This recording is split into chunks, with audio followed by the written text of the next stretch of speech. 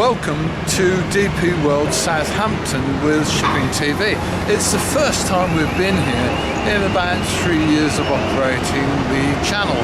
Behind me you see Southampton's newest berth, that's SCT5, which used to be the cargo berth in years gone by, but now really is one of the major berths in this country. There's not many berths in this country where you can accommodate a ship that's 400 metres long and 24 rows wide. That's serious business, and that's the shape of ships that are going to be coming to UK ports increasingly in the future as lines build ships of around 20,000 plus TEU. What happens if they want to go bigger than, say, 450 metres long and bigger than 25 rows across? Then we all start jumping about and ports have to start buying new cranes. It's not going to happen in the near future. In this two-part report, we'll be looking at how Southampton Container Terminal works, and we'll be meeting DP World Southampton's Head of Commercial. But first, let's take a look around. Southampton is different. At London Gateway, cranes deliver boxes into their back reach using a deck to deal with lashing components. At Felixstowe, cranes deliver under their frame onto tugmaster trailers, and here at Southampton the cranes do the same. But boxes are collected and moved entirely by straddle carriers throughout the whole stacking and delivery system. There's no specialist rail mounted gantry cranes or AGCs, it's all straddle carriers, and it all works. Southampton Container Terminal consistently gets high scores in moving containers from ship to shore and turning road vehicles round within 30 minutes of arrival. They're key figures in the hugely competitive world of container transport. Time now to meet DP World Southampton's Head of Commercial, one of that small number of people in the world who really does have a finger on the pulse of international trade. Southampton Container Terminal Berth 5, SCT5. You've now got that in full operation. How's it going? Yes, it's going really well. We opened it in March last year. And now we have essentially need several ships on that berth every week. It's really good for us. It gives us more flexibility in handling the largest vessels. Instead of essentially 2 berths in the past, where we could handle these big ships, we now have 3 berths, and that's important because you get more and more of these really big vessels coming in.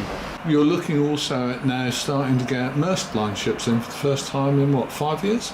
It's about 5 years indeed. 2010 was the last time we had Maersk Line vessels here, and yeah, they will come in as from next week, the 17th of February, with the Susan Maersk as the first caller, and that will be on a weekly basis as well. It's a joint service of Maersk Line and MSC, but as far as we can see, it's only Maersk Line ships at this moment. Right. So does that mean you might be having triple E's in due course as Maersk move their ships around?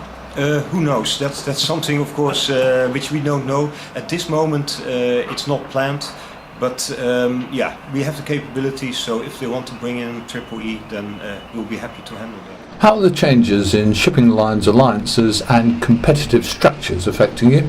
Well, it's, let's say, a constantly changing world, and indeed the new alliances mean a lot of new changes, constantly different lines working together. And yeah, it's on one hand a bit uncertain, but at the same time it gives lots of yeah, new opportunities. And in this time we have indeed done really well by being able to handle both the 2M and the Ocean 3 calls. We had a really good 2014, tremendous growth over the previous year. And I think that's, yeah, in, let's say, today's world where nobody really is counting on large growth, it's really nice to see indeed this kind of growth, which partly is thanks to some new business we were able to get in at the end of 2013, the Atlantic services, and then indeed on the other side an economy in the UK which was doing really well, and our customers have basically been able to profit from that, and yeah, they've grown their volumes. Back on berth SCT5, work is moving ahead. APL Quindao is due to sail by around 8 AM tomorrow for Antwerp, our next European port of call, so this pace of container movement is essential. But whatever system of shoreside box movement you use, cranes can still suffer momentary delays, usually when the lane they're due to deliver the box to is occupied. But it isn't even a minute before everything's moving again.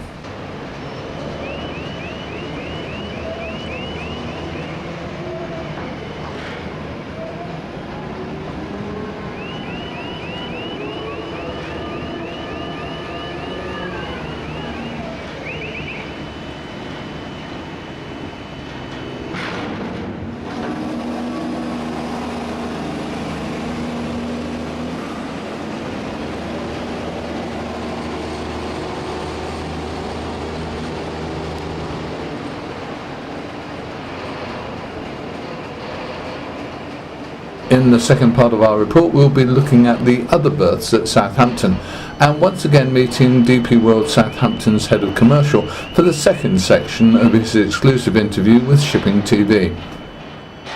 As always, we'll bring you more UK port and terminal news when we have it on www.shippingtv.co.uk.